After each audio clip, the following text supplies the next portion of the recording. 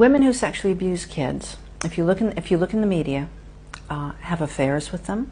They seduce them. The victims, if they're boys, are always described as older than their age. They look bigger. The woman who ran off, I've forgotten her name, she ran off about 2 years ago to Florida with a 14-year-old boy. She was his teacher, I think she was 30-something. This was described as an affair.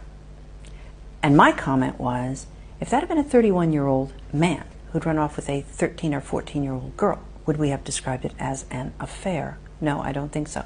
We excuse women. We don't want to believe it.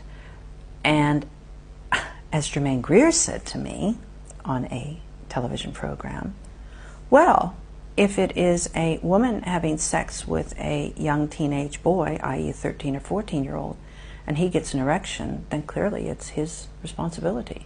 And I'm going, excuse me? This is not logical. So it seems that the boy, if it's a boy, the boy is blamed in any event. If it's a girl, then it's kind of, ooh, you know, ooh, that must be, she must be a lesbian. It must be something like that. It must be a lesbian affair. It's abuse. I'm sorry. It's abuse if the child is under the age of 16. The law states it's abuse, and it doesn't matter whether it's a man or woman. Now, the most recent law that came out on May 1st actually now does say gender is irrelevant. Finally. So you don't accept the argument that if a boy has an erection, then he must want it? He must want the abuse? There is no correlation between a boy having an erection and wanting sex, just as there's no correlation with a girl having an orgasm and having sex with an abuser. Children's bodies respond to sexual stimuli. Their minds, their development, their beings are not ready for it. What people do forget is that sexual abuse can feel good if it's not violent and nasty.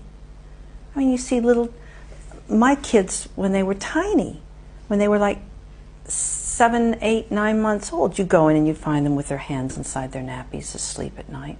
The same with girls. So there's a sexuality that children have.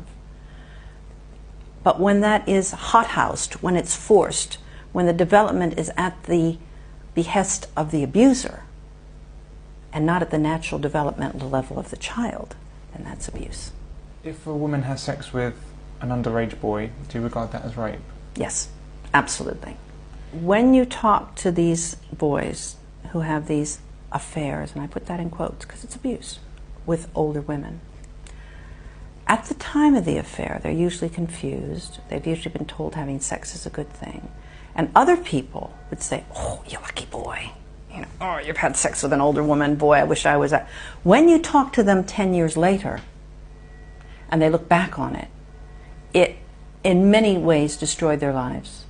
One man said to me, in fact, he's in the book, I did a program with him, and he said, I should have been out kicking footballs with my friends. I should have been dating girls. I should have been concentrating on my schoolwork. He said, and all I could think about was the next time I was going to have sex with my teacher. And he said, I wasn't ready for it. She was pushing it. And I thought it was cool. But it wasn't. It was abuse.